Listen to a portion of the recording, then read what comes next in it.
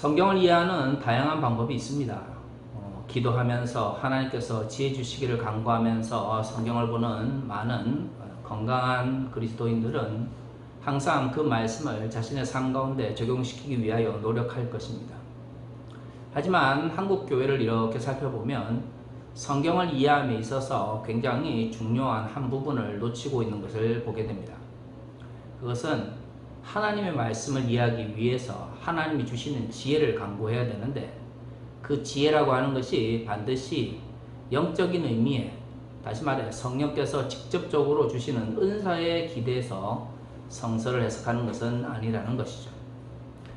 70년대와 80년대 한국교회에 직통계시라는 이름으로 많은 이들이 하나님의 뜻을 전달했습니다. 성경이 굉장히 많은 양을 가지고 있지만 그렇다고 해서 2000년 전에 기록되어진 이 말씀이 2000년이 지난 지금도 동일하게 적용될 수 있는 말씀이 그렇게 많지는 않을 것입니다. 그래서 해석이 필요한 것이고요. 그 해석의 정도에 따라서 각자의 삶에 적용하는 방식도 달라질 수가 있는 것이겠죠.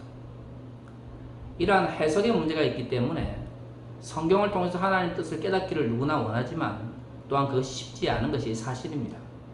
그렇다 보니까 신비한 능력으로 혹은 성령이 주시는 신비한 권능에 의해서 하나님의 말씀을 그대로 혹은 직접적으로 깨달을 수 있었으면 하는 인간의 욕망을 많은 사람들이 70년대, 80년대 직통계시라는 이름으로 표현했습니다. 사실 그렇죠. 문제가 발생했는데 성경 말씀 읽고 묵상하면서 또 그 말씀을 적용하는 가운데 해석하는 그런 과정들을 거치기보단 기도 한번 하고 하나님께서 또는 성령께서 바로 계시를 주셔서 하나님의 뜻을 알려주시면 그대로 활동하는 것, 어느 것이 더 쉽겠습니까? 당연히 후자일 것입니다. 저는 성경을 볼 때마다 그런 생각이 들어요. 지난 30년 동안 한국교회에서 끊임없이 외쳐왔던 이야기가 복음을 향한 열정입니다. 복음을 향한 열정이든 복음을 위한 열정이든 아니면 복음의 열정이든 말씀을 전하기 위해서 하나님의 기쁘신 소식을 전하기 위해서 열정을 가지고 임해야 된다는 메시지는 굉장히 많은 사람들을 통해서 동일하게 전파되었습니다. 하지만 성경을 잘 살펴보면 말씀을 전했던 많은 이들은 반드시 열정만으로 말씀을 전하지는 않았습니다. 오늘 본문을 보십시오. 바울이 제2차 전도여행을 끝내고 예루살렘으로 돌아왔습니다. 우리가 잘 아는 것처럼 이제 잡혀서 제3차 전도여행을 떠나게 되는데요. 이 전도여행 가운데서 굉장히 많은 어려움을 겪게 됩니다. 죄인으로서 로마에 끌려가는 것이죠. 그런데 그 첫 번째 단계에서 바울은 스스로 죄인 될 것을 결심하였습니다. 어려움이 있을 것을 다 알지만 그 어려움을 극복하기로 하니 받아들이기로 결심한 것이죠. 여기서 우리가 흔히 아는 번영신학의 첫 번째 단계, 하나님의 뜻은 우리가 잘 되고 물질적으로 풍요롭고 사회적으로 성공하는 것이다 라고 하는 가장 기본적인 전제가 무너집니다. 바울의 삶은 결코 번영신학에서 이야기하는 잘됨과는 아무런 관계가 없습니다. 오히려 외형적으로 볼 때는 사회적으로 실패하고 죄인이 되고 멸시받고 손가락질 받는 자리에 바울이 스스로 나가기를 결심한 것이죠. 십자가의 신학이라고 하는 것은 바로 그런 것입니다. 그것이 고난이지만 또한 그것이 하나님의 뜻이라면 마땅히 그것을 받을 준비가 되어 있는 삶, 그것이 십자가의 신학이고 그것이 십자가를 기반으로 하는 믿음인 것이죠. 이런 관점에서 볼 때 바울의 삶은 번영신학에서 말하는 잘됨의 삶이 아니라 십자가에서 신학이 이야기하는 고난 가운데서도 하나님의 뜻을 받들어 나아가는 삶일 것입니다. 그런데 그러한 삶을 스스로 결정한 바울에게 그러면 단순히 복음을 향해 열정만으로 달려갔느냐? 그것은 아닌 것이죠. 오늘 바울이 이 천부장 앞에서 하는 이야기가 우리가 다음 주에 살펴볼 내용입니다. 바울이 그냥 기도를 열심히 해서 하나님께서 갑자기 지혜를 주신 게 아닌 것이죠. 바울은 그리스 말을 하는 천부장에게 그리스 말로, 그리고 우리가 다음 주에 살펴보겠지만 자신을 비난했던 예루살렘 사람들에게는 히브리 말로 자신을 변호합니다. 예수께서 가르치신 말씀 중에는 우리가 하나님의 나라를 향하여 복음을 전할 때에, 그것을 위해 달려갈 때에 하나님께서 우리를 지혜를 주신다라는 말씀이 있습니다. 그렇기 때문에 두려워하거나 걱정하지 말 것을 이야기하고 있죠. 그런데 여기서 우리가 생각해야 되는 것은 하나님께서 우리에게 지혜를 주신다고 해서 우리가 아무런 준비도 없이 그냥 기도만 열심히 하면 되느냐? 그것은 아닌 것이죠. 왜 사람들에게 옳은 말을 할 수 있는 지혜가 필요할까요? 결국 우리는 말로 복음을 전하고 그 말을 통해서 타인을 설득해야 되기 때문입니다. 지혜라고 하는 것이 다양한 의미로 표현되고 있지만 오늘 한국교회에서 지혜는 영적인 지혜가 굉장히 많은 부분 차지합니다. 한국 사람들이 흔히 쓰는 영적인 지혜는 성령께서 직접적으로 주시는 계시와 거의 동일한 의미로 사용됩니다. 그런데 지혜라고 하는 것은 사람들이 배우면서 알게 되는 지식과 그 지식을 주어진 상황 속에서 적절하게 사용할 수 있는 방식, 이 두 개가 결합이 되어서 우리는 그것을 지혜라고 부르는 것이죠. 지식이 없이는 지혜라고 하는 것을 사용할 수가 없습니다. 왜죠? 무엇을 전달해야 될지 내용이 없기 때문입니다. 지식만 가지고는 지식이 될 수 없습니다. 왜요? 적절한 상황 속에서 그것을 사용할 수 없기 때문이죠. 지혜란 지식과 또 그것을 사용할 수 있는 그 때와 공간을 파악한다라고 하는 측면에서 통찰을 함께 담고 있는 것입니다. 그런데 한국교회에서 이야기하는 지혜는 이러한 지식과 통찰이 합쳐진 형태의 총체적 의미의 알미 아니라 성령께서 직접적으로 주시는 영적인 지식에 더 가깝습니다. 사실 영적인 지식을 통해서 구원을 이야기하고 영적인 지식을 통해서 그리스도인의 윤리적 삶을 이야기했던 초대 이단이 있었죠. 바로 그노시스파입니다. 우리말로 영주의주의라고 번역되는 이 이단은 초기 기독 공동체에서 굉장히 중요한 이단 중에 하나였습니다. 요한서신에서 등장하는 그러한 어둠 가운데 있는 자들이 이 영지주의자일 거라는 이야기는 오래전부터 지속적으로 나왔던 것이죠. 바울의 서신에서도 영지주의자들에 대한 비판의 글들이 자주 등장합니다. 왜 이들은 영적인 지식을 이야기했을까요? 그것은 현실에서 알고 있는 이러한 지식과 그것을 사용할 수 있는 통찰력과 같은 방식은 오랜 훈련과 그리고 끊임없는 사유가 필요하기 때문입니다. 영적인 지식, 영지는 그저 기도 열심히 하고 내가 영적인 세계에 깊이 빠져 있으면 그저 주어진다라고 생각을 한 것이죠. 더 쉽고 더 명확합니다. 하지만 영지, 영적인 지식 혹은 영적인 지혜만을 추구하는 방식은 예수께서 우리에게 가르쳐 주신 삶의 방식이 아닙니다. 우리는 그것을 이단이라고 부르는 것이죠.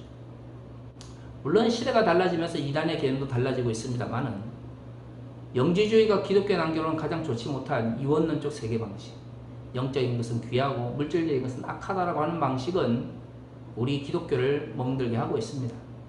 이런 이원론적 사고방식이 알게 모르게 많은 그리스도인들에게 침투해 있는 것이죠. 그러다 보니 특히 한국교회는 이러한 영지주의적 이원론을 통해서 지식을 외면하는 반지성주의로 흘러가고 있는 모습을 보게 됩니다.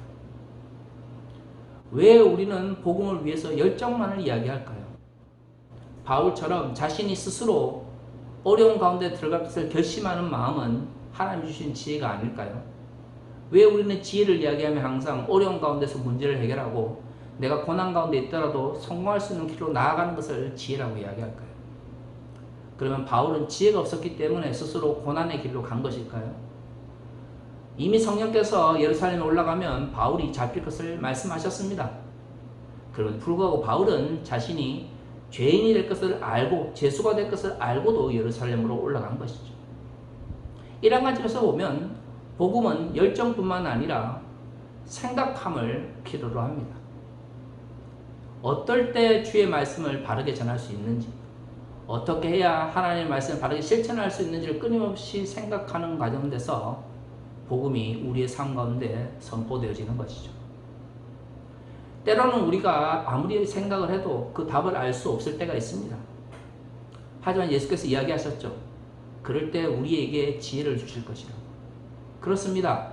우리가 우리에게 주어진 삶을 최선을 다해 살아가고 복음의 열정과 그 다음에 그것을 어떻게 하면 잘 전할 수 있는지를 고민하는 사유의 가운데서 우리의 부족함을 하나님께서 채워주시는 것이죠. 그것이 바로 하나님이 주시는 지혜입니다. 열심히 기도해서 아니면 신비적인 경험을 통해서 다른 사람들이 깨달을 수 없는 신비한 어떤 지식을 깨닫는 것은 기독교가 아닙니다. 그것은 이단이죠. 많은 한국 교회가 왜 열심히 일하던 사람들이 교회를 떠나 이단으로 빠지겠습니까? 한국교회에서 이야기하는 수없이 많은 복음의 가치들이 이단들이 말하는 그런 잘못된 가치와 비교해 볼 때 크게 차이가 나지 않기 때문입니다. 왜 그런 문제가 생길까요? 영지주의 이원론이 지배했던 70년대, 80년대 한국교회, 현실 도피를 정당화하면서 종교적 영역으로 열심을 다해 나아갈 것을 가르쳤던 그러한 기독교 근본주의적 신앙이 이러한 잘못된 기반의 출발점입니다. 그들은 이원론적 세계관을 기독교인들에게 성경적이라고 가르쳤고 하나님께서 주시는 지혜를 영적인 지식으로 둔갑시켜서 영지주의화했습니다. 그러다 보니까 우리의 현실의 삶 가운데 나타나는 하나님의 인도하심과 때로는 고난을 스스로 선택할 수 있는 그리스도인의 담대함을 잃어버린 것이죠.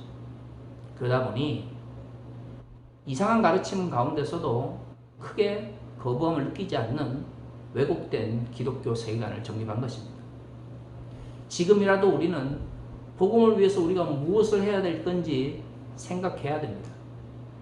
열정이 없이는 생각하지 않을 것입니다.